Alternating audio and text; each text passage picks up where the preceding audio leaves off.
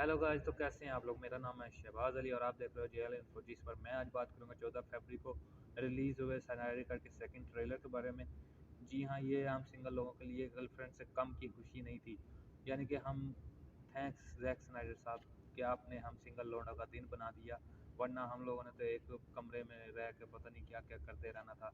तो खैर, हमने जैसा कि ट्रेलर मैंने तो ट्रेलर 50 बार देखा और 50 बार देखने के बाद भी मैं उसको देख ही रहा हूँ, बल्कि मुझे तो बहुत ही मज़ा आ रहा है ट्रेलर देखने का। तो मैं तो सिर्फ इंतज़ार कर रहा हूँ 18 मार्च का, कि कब ये मूवी आए और कब मैं इसको धड़ल्लेदार उड़ाऊँ साथ पॉपकॉर्न और ड्रिंक का लेके। तो चलिए हम लोग इसके ट्रेलर को थोड़ा सा ब्रेक डाउन करने की कोशिश करते हैं बगैर किसी स्पॉइलर वार्निंग के। तो बगैर टाइम वेस्ट किए चलिए शुरू करते हैं। तो सीन शुरू होता है बैटमैन वर्सेस सुपरमैन के एंड से, जहाँ पे सुपरमैन की डेड होती है और वह दर्द की वजह से चिल्ला रहा होता है, जिसकी साउंड वेव आप देख रहे हो बड़ी आसानी के साथ पूरे यूनिवर्स में फैल रही है। यानी कि डार्क साइड तक पहुंच गई है कि दुनिया पे जो गॉड था वो मर चुका है, जिसकी वजह से Lex Luthor post credit scene में कहता है कि बेल रिंग हो चुकी है, यानी कि सुपरमैन मर चुका है और वो आ रहे हैं। उसके कहने का मतलब यही था कि शायद स्टीफन वुल्फ और डार्क साइड की पूरी आर्मी आर्मी इस पूरी दुनिया पे हमला कर सकती है, क्योंकि अब गॉड तो रहा नहीं।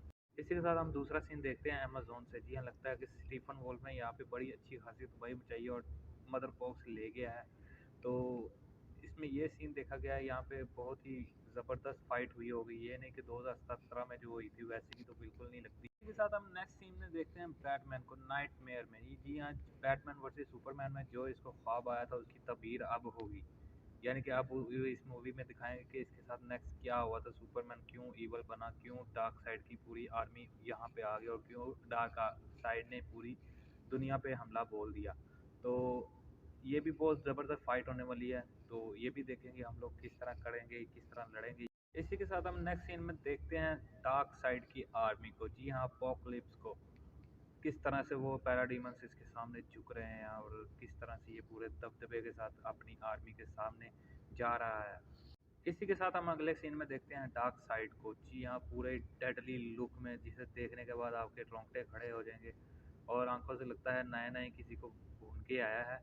तो इसके साथ हैं एक दी साड़ है और दूसरी ग्रैनी गुडनेस है। जी हाँ, जो इनके बारे में नहीं जानते तो मैं उनको बताता चलूँ।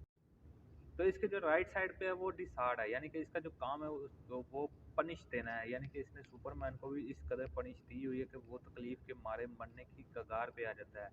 तो इसका जो काम है वो पनिश देना है। इसको आप पनिशर भी कह सकते हो। डार्क साइड का बहुत ही खास है यानी कि डार्क साइड ने इसको कई बार मार के जिंदा भी किया है, इतना खास है ये। और इसकी जो लेफ्ट साइड पे है वो ग्रैनी गुडनेस है, जिसका काम ये है कि वो माओ से बच्चों को छीन कर उनको एक योद्धा बनाती है और उनका डार्क साइड की आर्मी में ज्वाइन करवाती है, यानी कि गुलाम कह सकते हो आप, गुलाम बनाती है। तो इन दोनों को देखने के लिए मैं तो बड़ा बेताब हूँ, स्पेशली डार्क साइड भैया को देखे कैसी डेडली लुक दे रहा है, जिसे देखने के बाद एक ही जिसे देखने के बाद आप सिर्फ एक ही बात करोगे, प्लीज़ मुझे छोड़ दें। उसके बाद हम देखते हैं स्टीफन वोल्फ को अपने आर्मर के बगैर, और इसके वाकई ज़बरदस्त सींग भी हैं। यानी कि आर्टिफिशियल इसको तमगा नहीं पहनाया हुआ, या ये ज़बरदस्त डेडली लुक वाला स्टीफन वोल्फ है जो कि वक्ता डालेगा जस्टिस लीग को। जैक स्नाइडर ने कहा है कि ये आर रेटेड मूवी होने वाली है, तो इसका मतलब ये थोड़ी है कि इसमें सिर्फ थाइनस की तरह उसका सर उठाकर ये आर रेटेड हो। यानी कि ये पूरी मूवी आर रेटेड होने वाली है, यानी कि कत्लो गारत इसमें बहुत ही वायलेंस होने वाला है।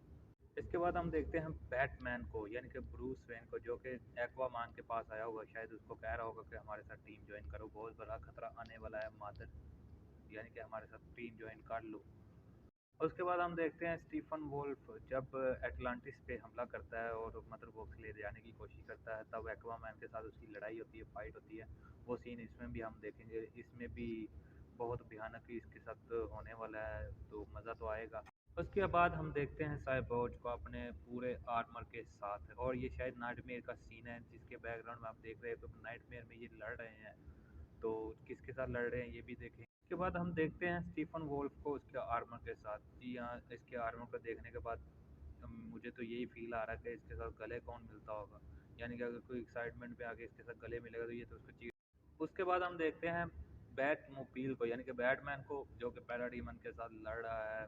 अब ये भी फाइट बड़ी मज़ेदार होने वाली है। तो ये इसका जो सेकंड था वो सुपरमैन की फ्लाइट सीन था, वो मज़ा आ गया यार। यानी कि मैन ऑफ स्टील पार्ट 2 कह सकते हो इसको। मरने के बाद ब्लैक सूट में जब ये फ्लाइट करेगा फर्स्ट फ्लाइट, तब का ये सीन है, तो देखने में बड़ा मज़ा आने वाला है। तो इसके अगले सीन में देखते हैं हम लोग टैंक को, यानी कि बैटमैन के टैंक को। इसको देखने के बाद अब सिर्फ एक ही, ये चलाता कैसे होगा। नहीं, मजाक कर रहा हूँ मैं, यानी कि जैक स्नाइडर ने इसे वॉर मशीन का नाम दिया है। तो देखने में तो बड़ी मज़ेदार लग रही है, बहुत ही मज़ा आएगा। उसके बाद हम देखते हैं बैटमैन का लंगोटिया, यानी कि जानी दुश्मन, जो कि उनको ज्वाइन करेगा सिर्फ उस आर्मी से लड़ने के लिए जो कि उसके शहर पे हमला बोलेगी।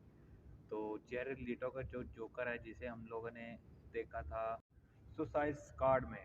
जी हाँ, तब तो इसके बाल बहुत ही छोटे थे इसमें, लेकिन जैक स्नाइडर भैया के हाथे चढ़ने के बाद इसके बाल बहुत ही बड़े हो गए, और सारे टैटू जो भी इसने लिखा हुआ था फलाना ढिमकाना, वो सब कुछ उसने ब्लैक पेंसिल के साथ इरेज कर दिया है, यानी कि टोटली उसको वाइट पेपर पे डाल दिया है। और इसकी एक्टिंग देखने के लिए मैं तो बड़ा बेताब हूँ।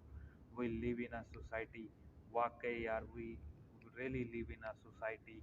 सो I am very excited for this movie. 4 घंटे की मूवी और बहुत ही मज़ा आने वाला है, बहुत ही कत्लो गारित होने वाली है। खासकर जब जोकर बैटमैन के साथ मिलकर पूरी आर्मी के साथ लड़ेगा, पता नहीं किसके साथ लड़ेगा किसके साथ नहीं लड़ेगा। मैं तो बड़ा एक्साइटेड हूँ। तो आप भी अगर एक्साइटेड हैं, चैनल को लाइक और सब्सक्राइब कर दीजिएगा जाते जाते। और आपको मुझे दे इजाज़त। खुदा निगहबान, अल्लाह हाफिज़, खैर बात।